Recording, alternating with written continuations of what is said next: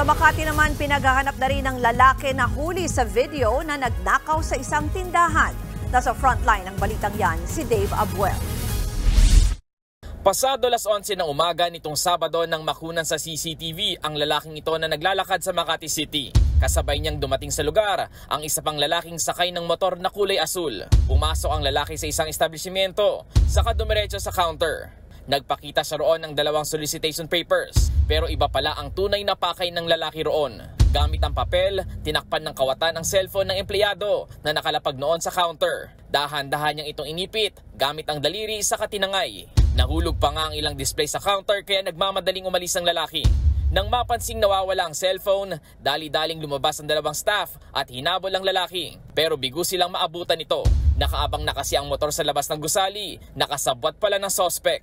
Kwento ng biktima, inilapag ng kanyang katrabaho ang phone sa counter dahil ipinasuyo niya itong kunin sa bag. Bukod sa cellphone, nawalan din daw ng 29,000 pesos na ipon ng biktima. After 2 hours, napalitan na agad yung password ng Gmail ko. Then nagkaroon ng transaction sa bank account ko na nakapag-transfer ng pera. Sinamahan naman ng mga pulis ang biktima sa isang bentahan ng cellphone dahil dito huling na-locate ang cellphone base sa tracker. Nagre-request po tayo ng CCTV doon sa area na yun kung sino po yung mga nagbenta ng cellphone at kung nahagip po doon yung suspect natin. Hindi na raw umaasa ang biktimang maibabalik pa ang ninakaw na cellphone at pera niya. Mensahe niya sa kumuha: Gugustuhin ko pa rin talagang makulong ka at pagsisihan may mga ginawa mo. Patuloy pa ang pagtugis ng mga pulis sa magnanakaw, pati sa kasabwat nitong rider. Nagbabalita mula sa frontline, Dave Abuel, News 5.